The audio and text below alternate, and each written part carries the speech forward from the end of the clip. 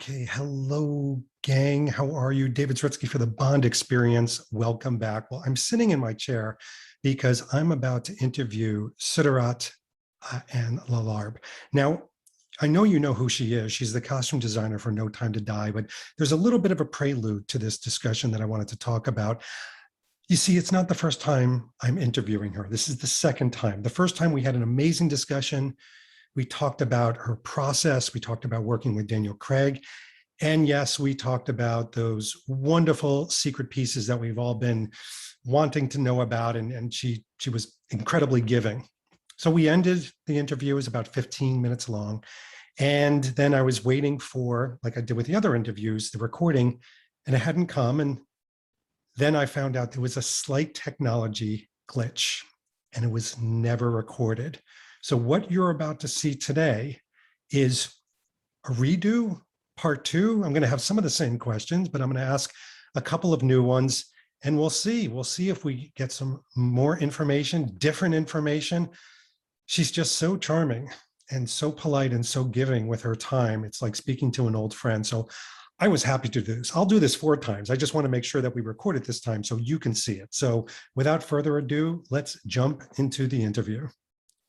Hi. Hello again. How have you been? I've been okay. How are you? Good, good. You're always in a different place when I speak to you. Oh, no, was I not here last time? I think I was. I thought you were, it looked like a couch, unless it was a, Oh, maybe it was. I don't remember. I'm keeping track Yeah. of your travel itinerary. That's what I'm doing. Okay. How have you been? Good? Yeah, good. Thank you. Thank you for asking. Yeah. I don't remember. I guess, wow, it was over a month ago, I guess we spoke, right? It Or a was a little month after, ago. under a month Yeah, ago. Yeah. Yeah. that's right. Well, Yeah. first of all, thank you for coming back on. I mean, Yeah. as you know, we had a wonderful conversation. You were so giving of your process and information. You were telling me everything about even the choice of his shorts in Jamaica. And then, of Right. course, it wasn't recorded. So it was Oh, just for us. no. Oh, But well, good. this, I'm glad you got a little insight. I loved it. I loved it. So I'll consider this almost like a part 2. Okay. No But problem. I tell you, I want to start with, I know you'll have to repeat some things, I'm sure of it. Yeah.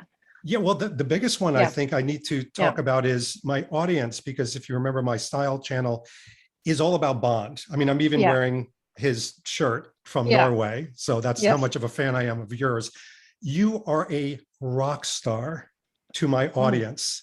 And true story. But I also found out you're a rock star to somebody else, and that's Daniel Craig, because when I interviewed him, he and I talked all about you. And he said the first time he met you was in a warehouse in Brooklyn with racks of clothing, but no script. And literally you had cues like cold temperature, warm temperature. Please tell me that's not your usual process. No, I mean, I guess, no, it's not my usual process, but yeah, no, the circumstances of our first meeting and our first couple of meetings really with Daniel, but also with some of the other characters, was, yes, scriptless. Not storyless, but scriptless. So we at least had, some key things that we were working towards, and at least the part of it that could relate to how I normally work, which by comparison, this is not how I would normally work. But that question is very poignant, because for me, my way into designing for any project, for film or television or theater, is I really come through at the character. And the character obviously is embodied by the actor. And so the actor will have usually had some time to digest what their character's situation is, in terms of action, backstory, the script at hand, the plot, all the things, so that we can, start with the arc of the character's journey within a specific script, but also help them to, all the sort of, clothes are to me an extension of character behavior. So to operate without a script puts you a little bit on your, at least seems like it would put you on your back foot. The brilliant thing about working with Daniel in particular, and probably with the other returning characters, so that, your Moneypenny, Q, Tanner, are that I knew I was coming into their world. So in some ways, even without a script for those characters, and definitely for Bond himself, I was being given access into their interpretation of those characters. So they've had, each of them, varying periods of time in which they've embodied those characters. But Daniel definitely, and I think over the course of his tenure as Bond, not only does he know Bond better than anybody else on the planet, he's been instrumental in changing this Bond, I think, for the better, giving us a sort of 360-degree portrait from a DNA level upwards, of Bond. And so, as a rule, I would never want to start without a script, but because there was this sort of extenuating circumstance of, coming into a world of characters that, well, specifically with Bond, existed already. It wasn't as, operating in a vacuum as it could have been. Right. Yeah. I even heard the last time we spoke, you had a wonderful, and this was almost like a fan approach / professional, of you went back and watched all the movies. Was that helpful? Oh, yes. Watching all the films this time around, and I say this time around because as a teenager, I had discovered Bond films. I think maybe my mom encouraged me to watch one with her on like a rainy Sunday or something. And I'd always been drawn to them for the look of them, as a teenager who didn't really quite know what they wanted to do yet. But as an adult, and definitely as the costume designer of this, I felt this duty an obligation to, really fully understand the weight that I was being given, or the responsibility I was being given.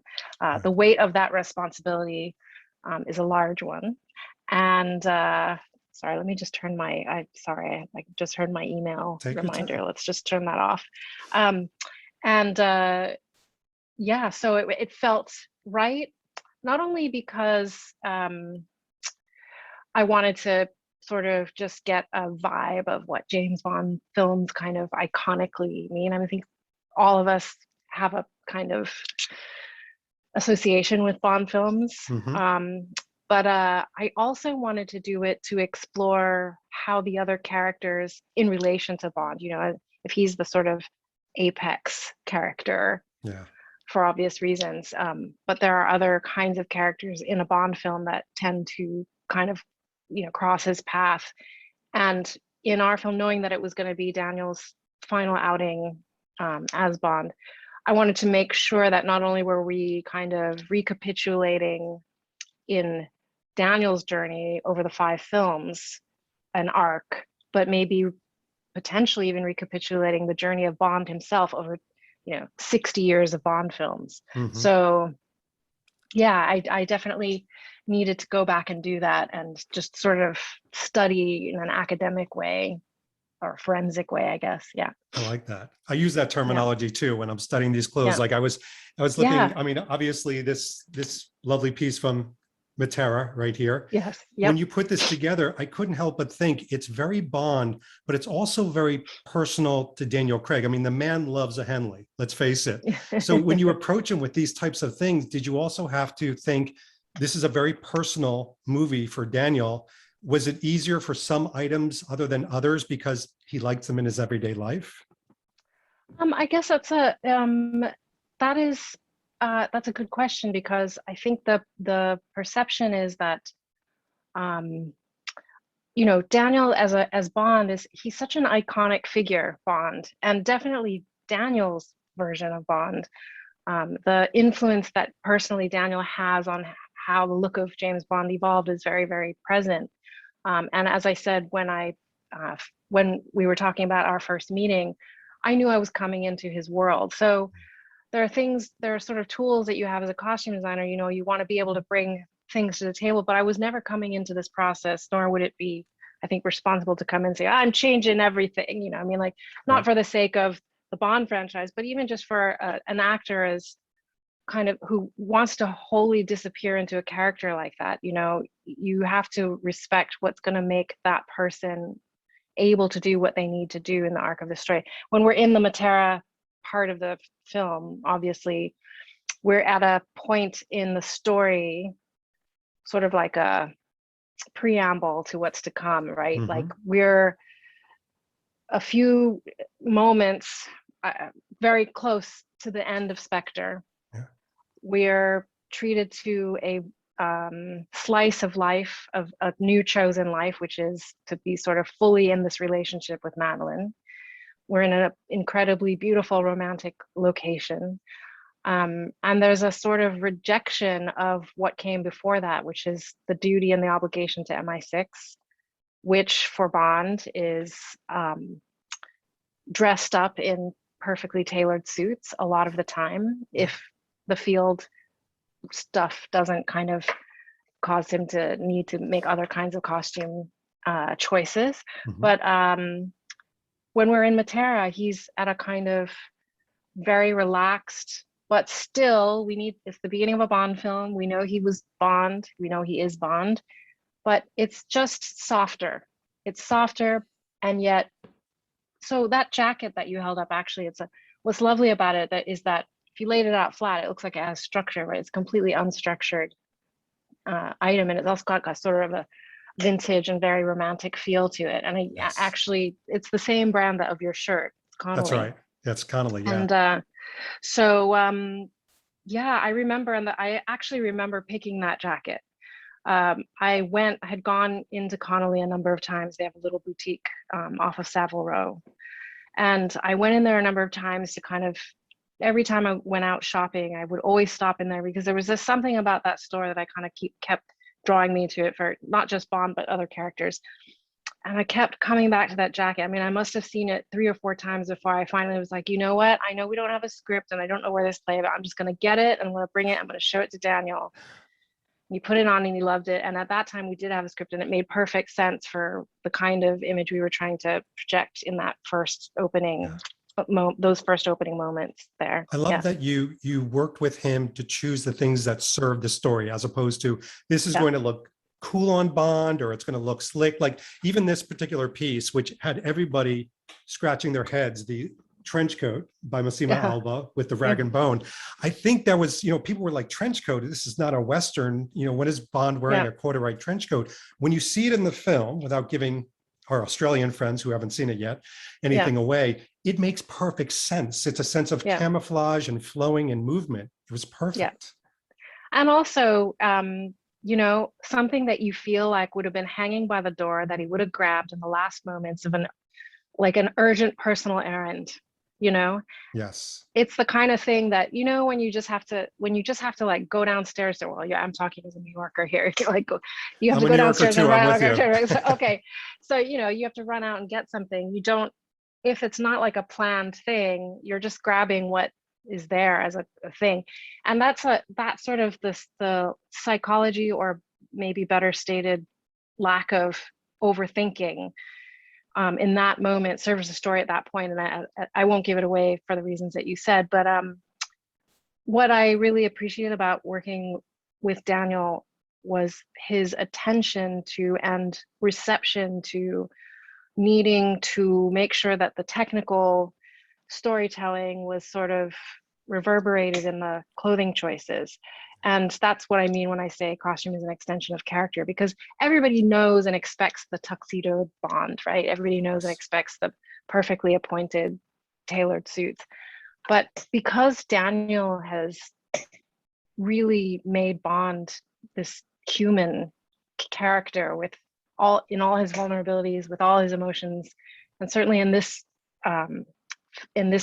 chapter of his story, we are presenting him having made a lot of hard personal choices as a counterpoint to the duty and the obligation and the symbol that he is as a lauded member, if not the most lauded member of the MI6 force, so yeah. It's true. And by the way, something just fell, but I'll pick it up so you can see it. So this item right here, you had a wonderful story with the RGT jacket last time.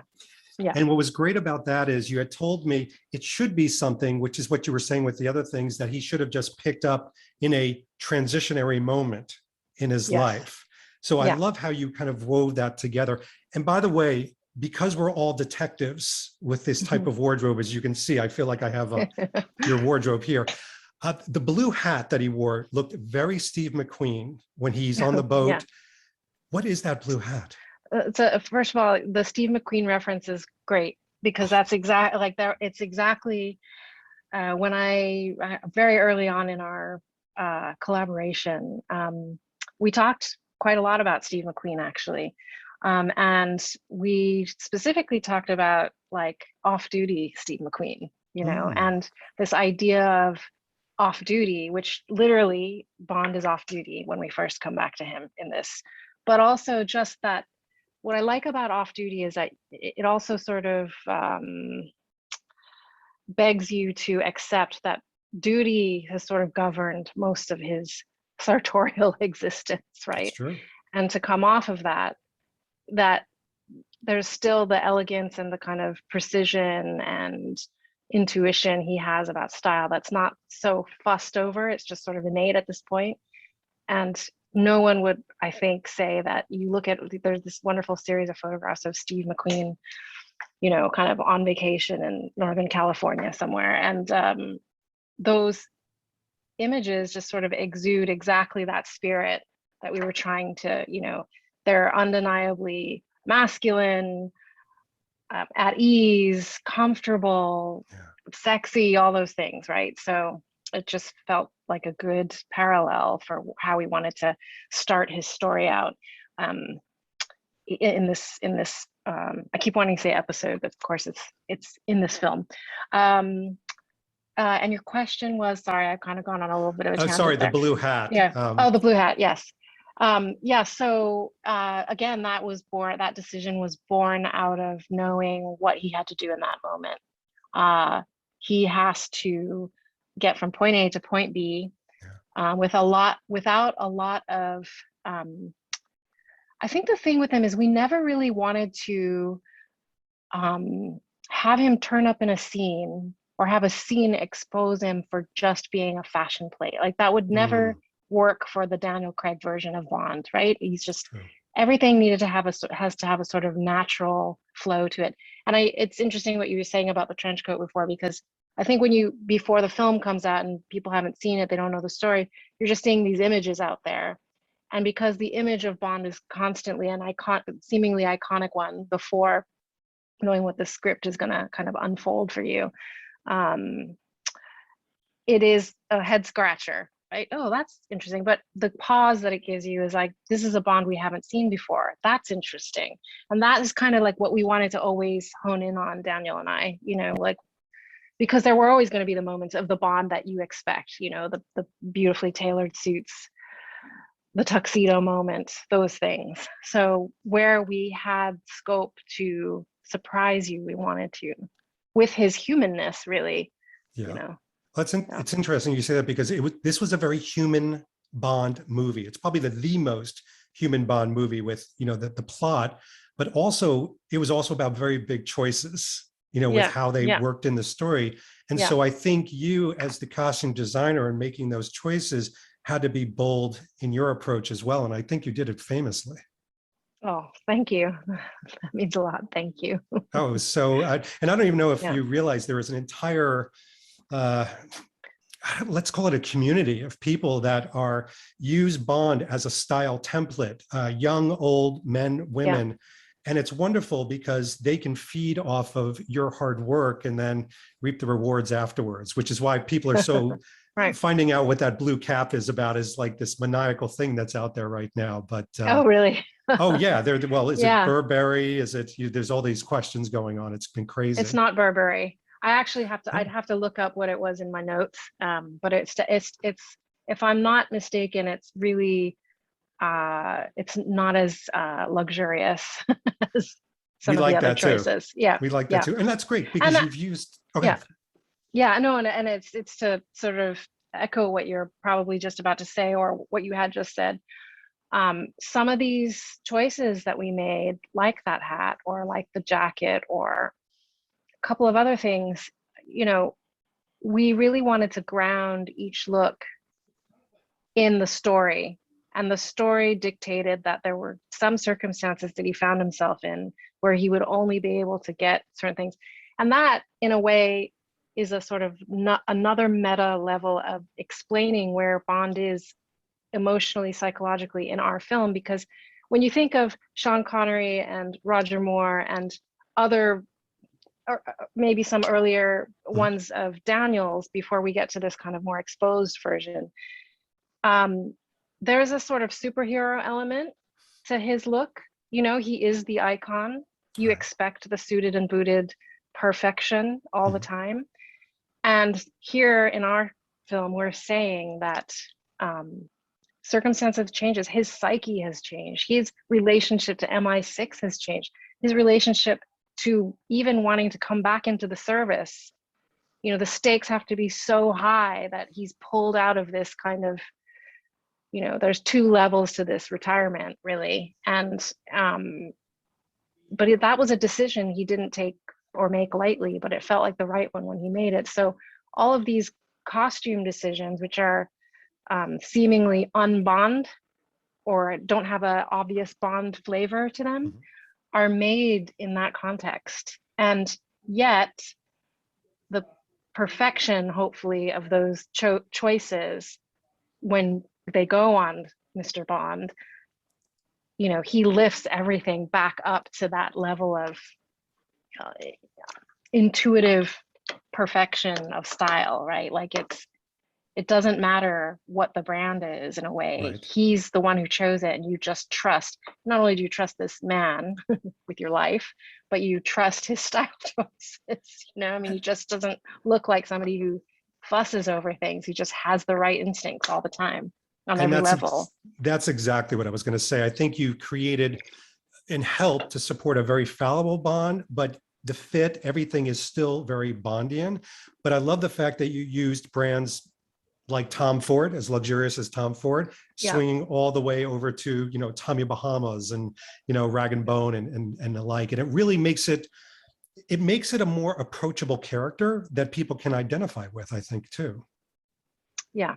Yeah. No, I think that being able to lock into a relationship with him other than idolizing him was really important to this particular film. You know, like we need to be on a level with him where we feel what he's feeling, and we're good or bad, you know. It's just, it has to resonate in a different way, this film.